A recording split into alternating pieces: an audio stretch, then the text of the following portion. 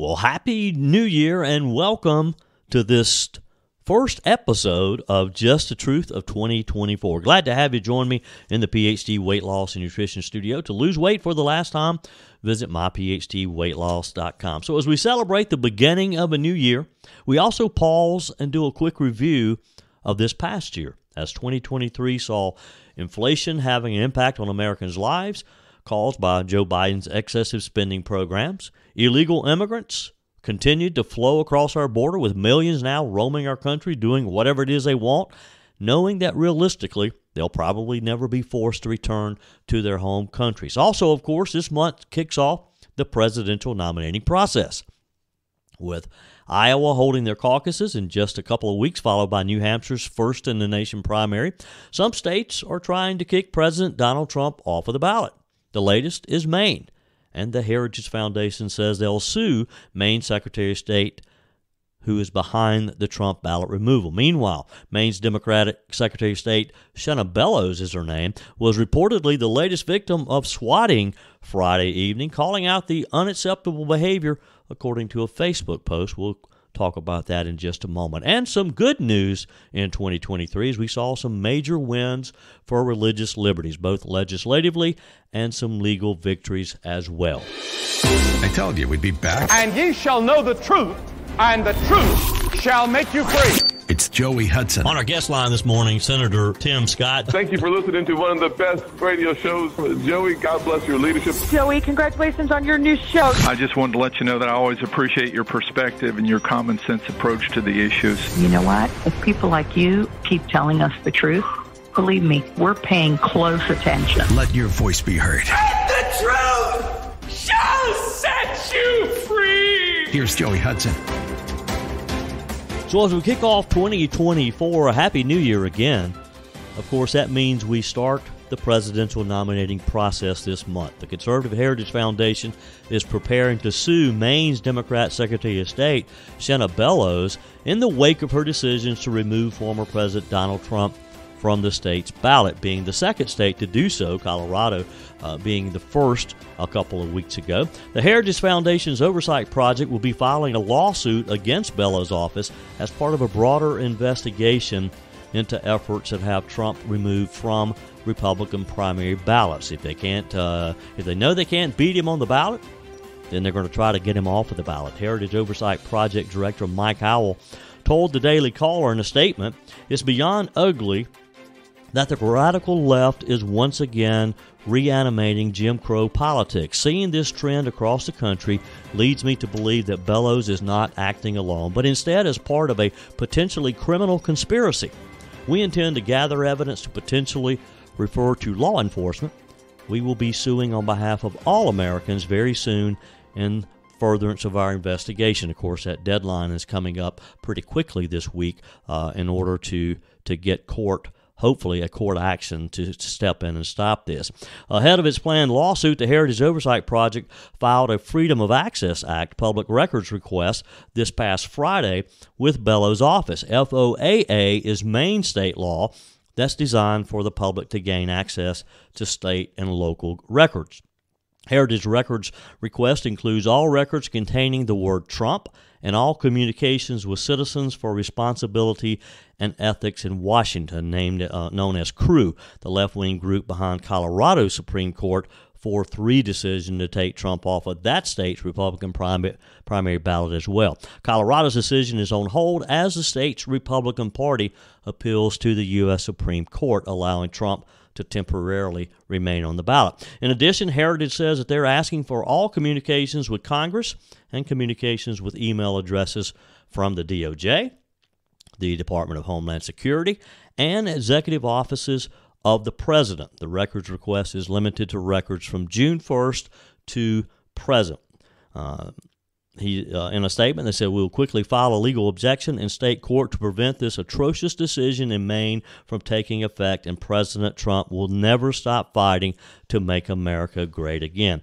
Meanwhile, if you've been following all of the recent swatting incidents, members of Congress, other elected officials have been victims of this rise in swatting, which is when someone calls 911, gives an address and claims there's a hostage situation or some kind of attack underway, which then sends a SWAT team to the address only to find there's nothing wrong.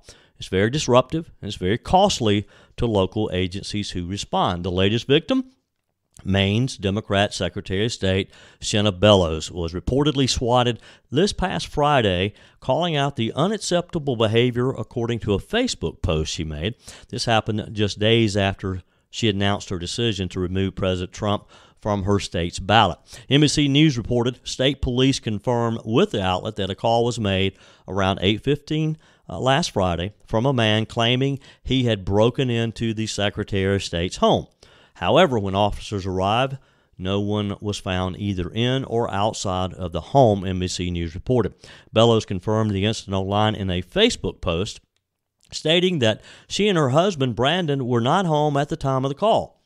Bellows stated that in addition to threats, her home address has been posted online prior to the swatting call, highlighting that the incidents previously have resulted in casualties. In a statement, she said, "We were not home yesterday when threats escalated, and our home address was posted online. It was a good thing because our home was swatted last night.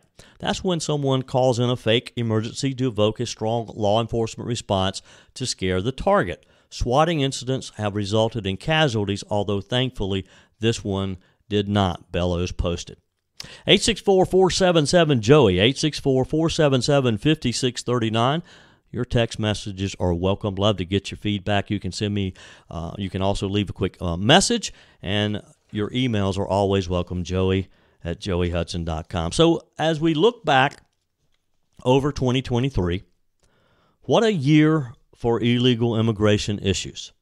Immigration and Customs Enforcement, ICE, held just under 37,000 migrants, illegals, in detention at the end of fiscal year 2023, while allowing more than 6 million, you heard me right, 6 million to roam our country, according to an agency report that was released this past weekend. The more than 6 million individuals that aren't detained either have final orders of removal or are awaiting adjudication of their cases, according to the report.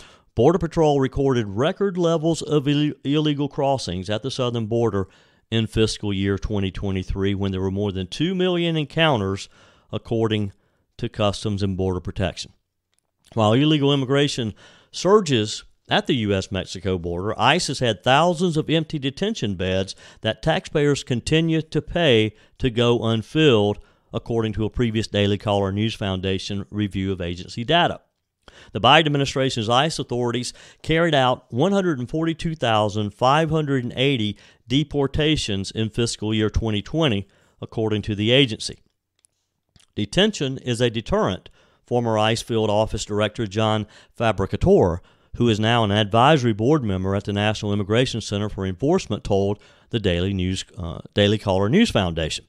He said the Biden administration currently controls 36,000 immigration detention beds, but they are only being filled to capacity. This number decreased from almost 55,000 during President Trump's term. He went on to say detention is meant to discourage illegal entry into the country and is essential for maintaining law and order while protecting our borders. However, the Biden administration's policies have attracted around 6 million illegal immigrants to enter the country over the last 3 years, he said. He is currently running for Congress in Colorado's 6th District. Current agency officials have attributed the lack of detention to Biden's administration's policies. One of the biggest hindrances for the officials has been an arbitrary set of limits on enforcement that the Biden administration has instructed ICE to follow. Department of Homeland Security Secretary Alejandro Mayorkas wrote in a September 2021 agency memo that the fact an individual is a removal non-citizen therefore should not alone be the basis of an enforcement action against them. This administration is purposely directing ICE enforcement and removal operations to prioritize non-detained and alternatives to detention programs, an ICE official said, who requested anonymity because they're not authorized to speak publicly, told the Daily Caller News Foundation, referring to migrants who are released into the country and tracked using monitoring technology. Still, the agency maintains it is diligently working to counter national security threats. Now, we have, according to this, potentially 6 million people in our country whom we know very little about, and they've been left to roam the country as they please, and yet they don't believe that there's a national security threat here. Deputy Director and Senior Official performing the duties of Director Patrick J. Lechner said in a statement Friday, ICE continues to disrupt transnational criminal organizations, remove threats to national security and public safety, uphold the integrity of U.S. immigration laws, and collaborate with colleagues across government and law enforcement in pursuit of our mission to keep U.S. communities safe. He said, I'm proud of the efforts of our more than 20,000 strong workforce who work every day to achieve their mission while also assisting Homeland Security and law enforcement partners with integrity, courage, and excellence. Well, I get that, but how do you argue that you're doing your job if we have 6 million that we know of illegals in our country who know that they can potentially be here for the rest of their lives? That enforcement action, sending them back, will probably not take place. Also, in this year, as we review 2023 and some of the highlights of the year, some of the good news is that religious Americans have had several major legislative and legal victories in 2023. Let's start with the Supreme Court's June decision in 303 Creative versus Alenus, which secured a victory for a Christian wedding photographer. And Jake Warner, senior counsel with Alliance Defending Freedom, said he believes it will help Christian Baker Jack Phillips' case as well. Jake Warner, senior counsel for Alliance Defending Freedom, told the Daily Caller News Foundation, the government can't force anyone to express messages that goes against their beliefs, and because we appealed Jack Phillips' case to the Colorado Supreme Court before 303 Creative was decided, the state Supreme Court will be the first to be able to apply that decision in Jack's current case. Advocates for faith won several major victories this year through the legislative process and through the courts, despite a growing hostility towards religious communities that's coming from the left. There were several examples of anti-religious sentiment over the past year, some of which included an FBI-drafted memo targeting traditional Catholics as, quote, potential domestic terrorists. Remember when we learned about this?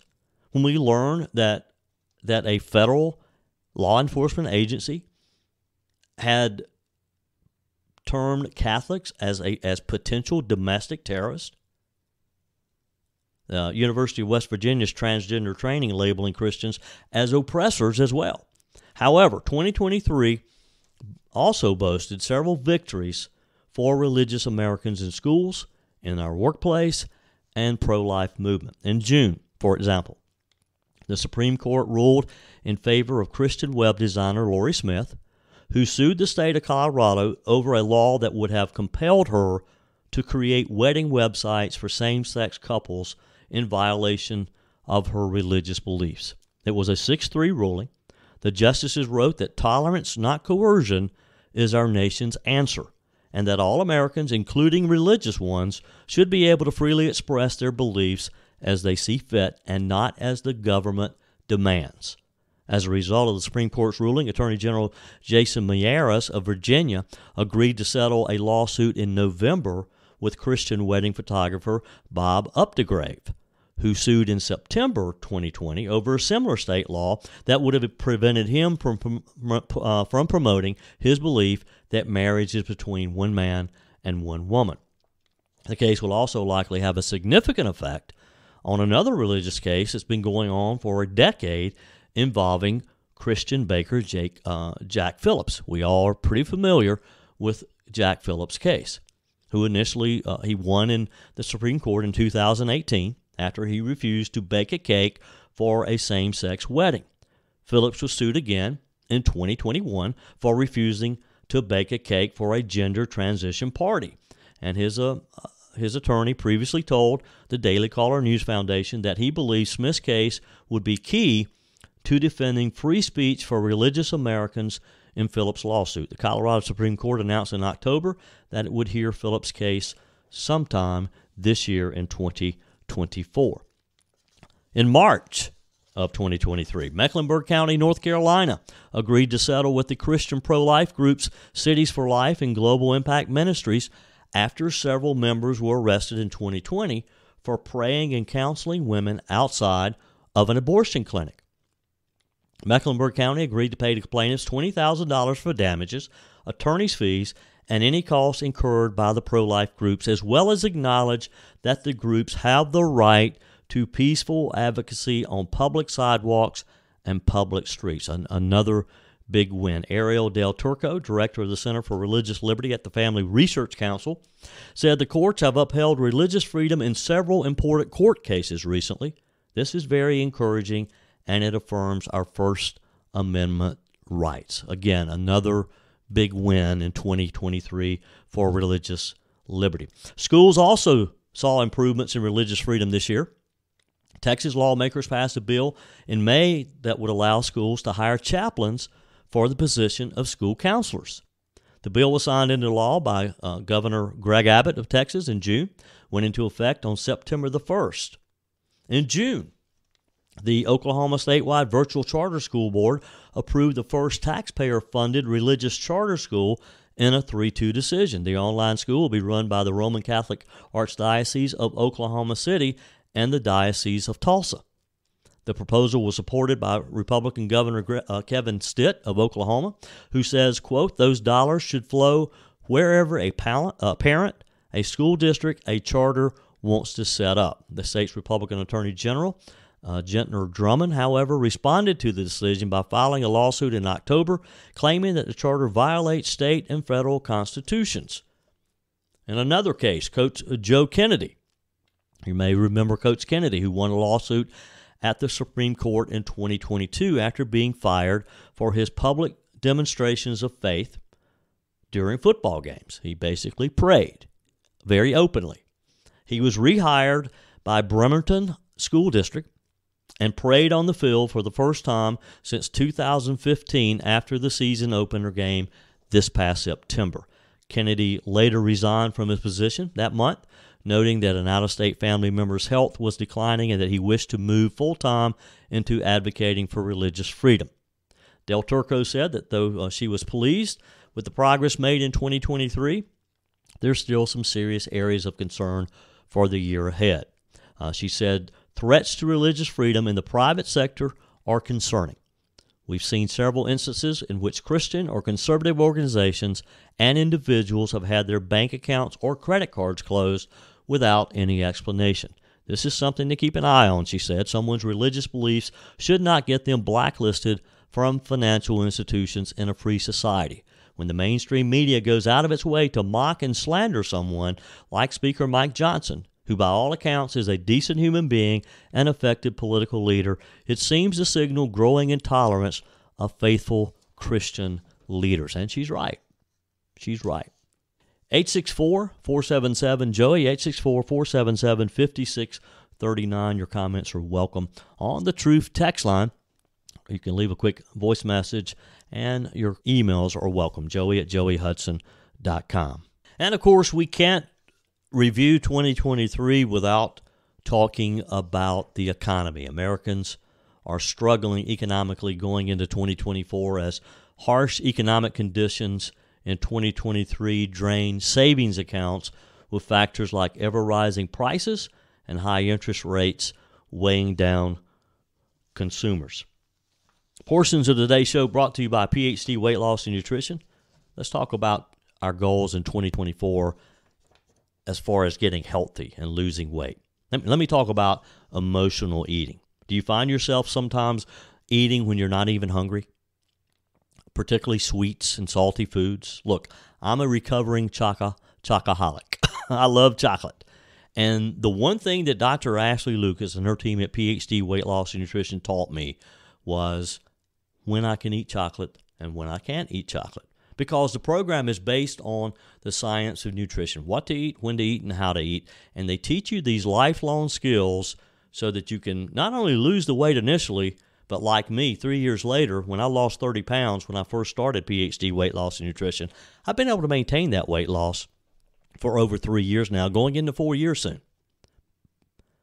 Let me encourage you to start the year off right. Start off by setting up your consultation with PhD Weight Loss and Nutrition. It's a simple call to 864-252-4925, 864-252-4925. Set up your initial consultation so that you too can start losing the weight and getting healthy. Find them online as well at myphdweightloss.com, myphdweightloss.com. PhD Weight Loss and Nutrition, the official partner of the Clemson Tigers. So the U.S. recession predictions are kind of mixed as we go into a new year, with some credible sources like Deutsche Bank predicting a recession sometime in this coming year, while others are optimistic about the possibility for the Federal Reserve to achieve what they've been trying to do with the interest rate hikes, and that's a soft landing, which could lead to future rate cuts. No matter the future of the U.S. economy, it's undisputed that average Americans' wallets took a pretty good hit in 2023 from factors like inflation, home prices, declining savings accounts. Leading experts say that they're concerned about what 2024 could hold for consumers. E.J. Antoni, he's a research fellow at the Heritage Foundation's Grover Herman Center for the Federal Budget. I've talked with E.J. many times over the years. He said because real wages have declined so much over the last 3 years, consumers have turned to debt to maintain their standard of living. Higher interest rates have added insult to the injury of inflation, greatly increasing financing charges on massive debt loads. The consumer is very strapped for cash right now, he said. It's difficult to find any honest metric that shows Americans had a good year in 2023. At best, the year was less negative than the previous year. You agree with EJ? Was 2023 just a bit better than 2022, but not a lot to write home about? Are you seeing any of the great effects that Joe Biden would try to sell you on, that his Bidenomics has made your financial situation better than it was before? The rate of inflation, it did inch down slightly to 3.1% in December year over year. It's still far higher than the Federal Reserve's 2% target. And despite the recent de-escalation of inflation, prices have continued to compound according to several different studies. They've compounded to the 9.1% inflation rate that we saw in the middle of the summer of 2022, resulting in a decline in real wages of 2.1% as of January. With President Biden, when he first took office, we have seen every single month decline. To make up the difference, here's what's happening. Average Americans are burning through their savings, declining to a cumulative $839.8 billion as of November. That's down from over $1 trillion Americans held in May, and down even further from the all-time high of nearly $6 trillion that was held in April of 2020 following COVID-19 pandemic stimulus checks. The lack of discretionary cash for consumers has led to only a 3.1% increase in retail sales around the holiday season year over year, which matches inflation, indicating there's really no gain. Michael Falklander is the chief economist and senior advisor for the Center for American Prosperity, told the Daily News Foundation, Americans continue to struggle under Bidenomics. Its central premise is that the U.S. government can better allocate people's hard-earned money than they can do for themselves. Therefore, the administration has created a centralized, top-down approach that restricts choice, creates additional burdens, and raises prices. The 40-year high inflation Americans suffered at the beginning of the president's term is the natural consequence of this economic approach, he says.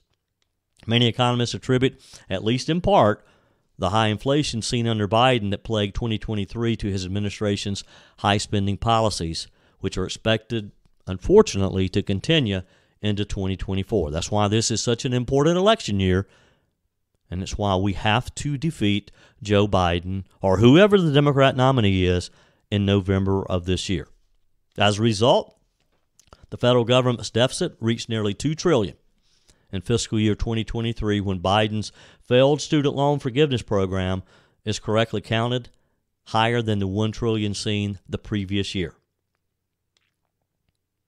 Falkender went on to say this has taken mortgage rates to a level not seen in more than 15 years and means that many families are trapped in homes that no longer serve their needs.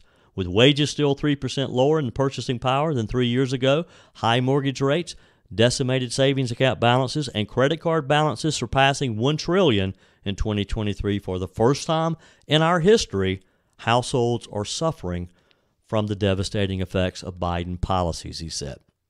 Think about that. Credit card debt exceeding $1 trillion for the first time in our country's history. That's crazy, because it's just going to make it harder and harder for the average American to dig themselves out of this hole that we've created for ourselves. Back in May of 2021, Americans held only a cumulative $740 billion in credit card debt, and it's over $1 trillion now, just that quick. The increase in debt, declining earnings, and savings have led to a spike in delinquency transitions as of the third quarter of 2023 in all forms of debt, excluding student loans, rising most in credit cards and auto loans. In response to high inflation, the Federal Reserve, of course, has placed its federal funds rate in the range of 5.25% to 5.5%, again, the highest rate in 22 years, placing that pressure on all interest rates that's making credit much more expensive for anyone. If you have maxed out a credit card, it's going to be very difficult to be able to save, to dig yourself out of that hole. Housing affordability also sank in 2023. Home prices hit an all-time high in October after rising 4.8% year over year. The average rate for a 30-year mortgage reached its highest point since the year 2000. Highest point in 23 years at 7.79%, and has moderated just slightly through the end of December to 6.67%. It's making Americans being able to afford their own home almost unrealistic. Cars also have seen a similar drop in affordability following the increase in the price of cars. You add that to the rising car loan interest rates also, and it just makes it more difficult for Americans who need a good car in order to drive back and forth to their job, take their kids to school, go to church. It's making it harder and harder to make that affordable.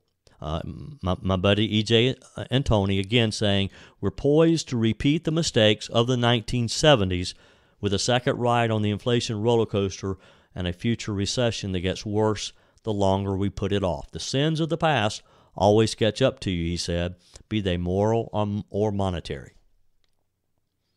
Now, the good news, if you're a billionaire, is it didn't really affect you. Didn't seem to affect the world's richest people. The net worth of the world's 500 richest people, you ready for this? Skyrocketed to a combined $1.5 trillion this year. I mean, this was a huge reversal from the $1.4 trillion lost by those in last year's list, according to Bloomberg, the Bloomberg Billionaires Index. Are you familiar with Bloomberg's Billionaire Index? You won't see my name on there. If you're listening and you're a billionaire, I'd love for you to text me and tell me who you are. 864-477-5639. Leading the way was social media and tech tycoon Elon Musk, who is the world's richest person, whose fortune grew $95.4 billion to a total of $232 billion, thanks largely to his interest in Tesla, which experienced its own impressive gain this past year. The world's most valuable car maker finished the year trading at $248, a 130% increase from the previous year. Musk's wealth grew despite problems after purchasing X, the former Twitter, which saw blue-chip advertisers literally flee from the platform, causing a projected $2.5 billion drop in ad sales over claims that anti-Semitic content proliferates the site formerly known as Twitter. The tech sector's tremendous growth this year, fueled by the boom in artificial intelligence, that AI that we've talked about a good bit, helped lift several other already minted billionaires. Mark Zuckerberg, for example, Meta's boss, the Facebook giant, and Musk's aborted cage match foe. They talk like they're going to do this crazy fight. I never understood what that was all about. Zuckerberg saw his net worth climb $84 billion as well to finish the year sixth on the list at $130 million. Amazon founder Jeff Bezos, his wallet grew as well, an additional $71.3 billion, rising to number 3 in the world with a net worth of $178 billion. Microsoft's performance this year proved to be good news for its former CEO, Steve Ballmer, who still owns about 4% of shares of the tech. This contributed to his $44.7 billion in earnings. I mean, these numbers that I'm reading to you, it's just hard to even comprehend, isn't it? Ballmer left Microsoft back in 2015 to start the philanthropic investment company Ballmer Group. He's closing out 2023 as the world's fifth richest person with a net worth of $131 billion. The co-founders of Google parent Alphabet, Larry Page and Sergey Brin, they earn $43.9 billion and $41 billion respectively. Page is primed to end the year as the seventh richest person, while Brin ranks number 9 with $120 billion. Microsoft founder Bill Gates earned a sort of a modest $31.3 billion compared to some of the others in 2023, which Bloomberg attributed to his 1.4% ownership of the world's largest software maker. I feel bad for Bill Gates that he can't seem to keep up with Elon Musk and some of his fellow billionaires. Again, $1 billion is hard to comprehend. When you're talking $100+ billion, you could never spend that much money in your life. I can't do the math in my head, but wonder how much you would have to spend daily. Let's say you're going to live another 30 years. How much you'd have to spend daily to go broke. Maybe somebody will do that math for me and send it to the Truth text line, 864-477-5639. Do the math for me and send it to me, and we'll follow up tomorrow. Speaking of the Truth text line, on the Truth text line, we're still getting feedback on Nikki Haley's answer to the question about the Civil War and not acknowledging that slavery was one of the components of the war. Ace wrote, laugh out loud, Nikki hurt herself. Does she even want to be president? That was a pretty stupid answer. Of course it was a very political answer, a whole lot of nothing. For a second, she sounded a little like babbling Kamala. Pete writes, Haley botched it. She could have stated there were multiple causes, slavery being one, as well as tariffs, etc. She tried to be cute and failed. She should have corrected him by saying, you mean the American Civil War, War of Northern Aggression, never heard it as the United States Civil War. Tony writes, Joey, the quitter, talking about government shouldn't control us, but isn't she the one who said we all need to be verified? And Faye writes, the Dems have calculated how many illegals they need to bring in, and if they can get Congress to make them citizens, the Dems know they'll be forever in control. Wake up, those of you who have your heads buried in the sand. Go back to Reagan and see that he passed the wand to allow the illegals in the country at that time to become citizens. If that happens right now, we citizens will be doomed. Illegals are getting medical care our veterans can't get. Vote these scoundrels out of office in 2024. Faye, that's where we're headed now, is voting them out of office. Our text of encouragement today I am not afraid of tomorrow, for I have seen yesterday, and I love today. God bless. 864-477-5639. Your text messages are welcome on the Truth text line, as well as your voice messages and your emails, joey@joeyhudson.com. As the clock struck midnight last night, and as the new year began, all over the globe, people started their various rituals to invite good luck for the next 365 days. Maybe you have a tradition of your own, or maybe you'd like to get a head start on your resolution to try something new by inaugurating 2024 by giving an unfamiliar tradition a whirl. Because who knows? Maybe it'll work. Whether you believe in the positive vibes that these beliefs are meant to bring, or you just want to add some spice to your usual New Year celebration, implementing a new tradition may be the perfect way to kick off a new year. Because, folks, 2024 is going to be quite the year, I promise you. Portions of today's show brought to you by Discounted Appliance Warehouse. Whether you're replacing a broken appliance or maybe you're upgrading your entire kitchen to look and feel, to change the look and feel of your home, when you're ready for those appliances, you don't want to have to wait weeks or months to start using them. And you're not going to when you deal with my friends at Discounted Appliance Warehouse. When you shop at Discounted Appliance Warehouse, there's never any shipping or supply issues. They have over 1,500 appliances in stock, which means quite often you can buy it today and use it today. That's why I love to deal with Discounted Appliance Warehouse. All it takes is a phone call, a quick visit, and they're ready. They have extended warranties. They have an award-winning service department. They've got you covered well after the sale because you're more than just a credit card swipe to my friends at Discounted Appliance Warehouse. Check them out. If you need a new washer and dryer, they're very proud to offer Speed Queen, the only washer and dryers with manufacturer's warranties that cover parts and labor for up to 7 years. Find them online at dawpickens.com, dawpickens.com. So let's talk for a minute about New Year's Day and starting a new year. Do you make resolutions? Most people do. The key is how do you keep those resolutions? And let's talk a little about them. A lot of people, weight loss is probably one of the top ones. And as I mentioned a minute ago, you can't go wrong by making that call to PhD Weight Loss and Nutrition to start that off. But what are some of the other resolutions? And maybe even you might call them superstitions.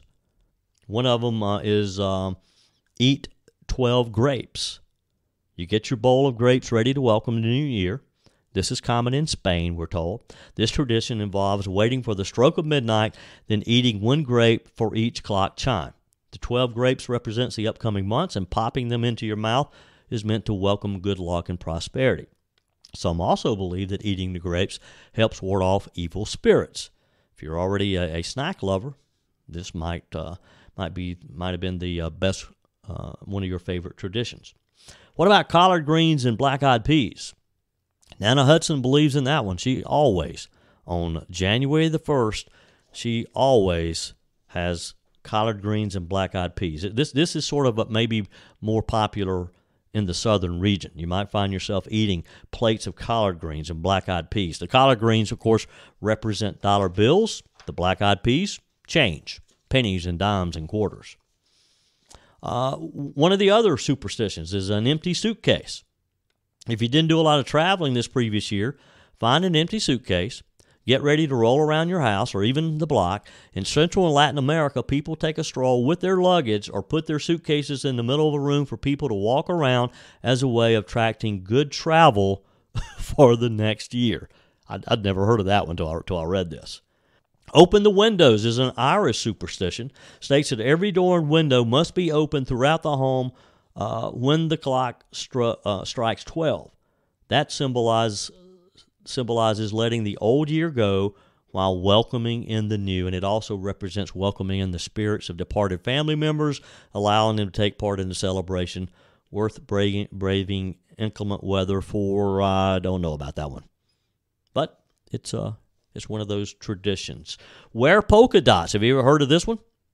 You may not have polka dot apparels lying around, but if you do, it's believed that this is the time to shine. In the Philippines, people put on the coin-like print to attract financial prosperity. If you've been following recent fashion trends, consider rocking polka dots for your New Year's Day outfit. First foot in. This is from Scotland. It keeps the party going by celebrating Hogmanay. I don't know what that means, which is basically a time to rejoice from New Year's Eve through January the 2nd, through tomorrow. The Scottish partake in first footing, where the first person to enter the house on New Year's Day is seen as a bringer of luck for the coming year. Traditionally, this person should bring a gift. Nothing crazy. Consider packing a piece of coal, shortbread, or maybe some whiskey, they said. The gifts symbolize elements of luck like warmth, food, and prosperity. What about red underwear? If you have a pair of red undies you've been wanting to wear, consider this your sign. In Italy, many participate in the tradition of wearing red underwear on New Year's to guarantee luck and success for the upcoming year. Again, not sure about that one either. Love to hear what traditions you may have, or maybe superstitions, things you do or do not do on New Year's Day. You can text those to the Truth text line, 864-477-5639. That's it for today's Just the Truth. Thanks for joining me in the PhD Weight Loss and Nutrition Studio to lose weight for the last time, and we're going to do that in 2024. Visit myphdweightloss.com. If you haven't joined my mailing list yet, visit my website, joeyhudson.com. Click on the Connect with Joey button so that you can receive our emails, because, again, 2024 is going to be a busy one, folks, and I'm looking so forward to having you join me as we make this journey towards November, where we will send Joe Biden to his permanent beach house, permanent retirement, and take our country back. Your comments are always welcome on the Truth text line. Keep them coming, 864-477-5639. Emails welcome, joey@joeyhudson.com. Hope you have a wonderful New Year's Day as we kick off a new year, folks. Remember, God's got this. He's still in control.